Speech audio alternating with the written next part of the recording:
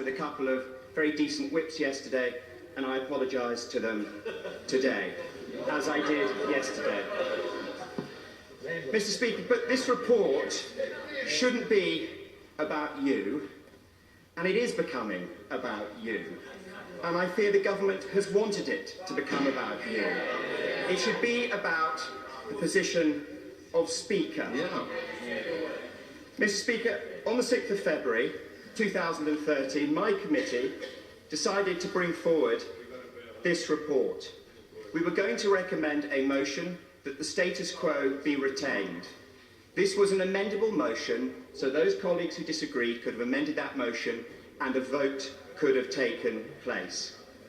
On the 7th of February, I wrote a letter to the then Leader of the House, the Right Honourable Member for South Cambridgeshire, notifying him of this matter and also asking that our debates be taken in prime time so that whole House could come to an informed decision. At about that time, circumstances meant that the government felt unable to bring forward the report, and we agreed with the government's view on this matter.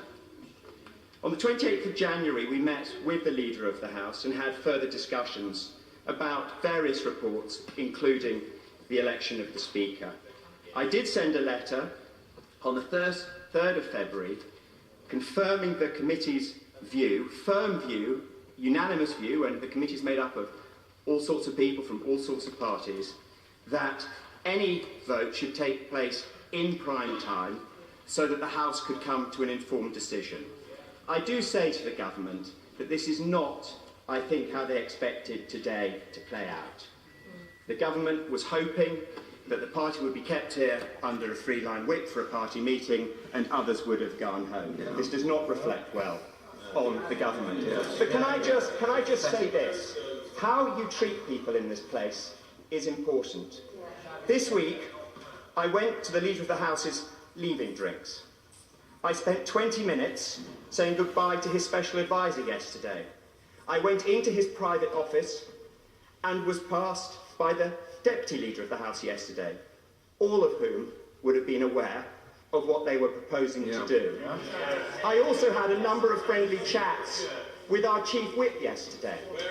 And yet I find out at 6:30 last night that this House, the Leader of this House, is bringing forward my report. Mr. Speaker, I have been played as a fool. And when I go home tonight, I will look in the mirror and see an honourable fool looking back at me. And I would much rather be an honourable fool, Mr. Speaker, in this and any other matter, than a clever man.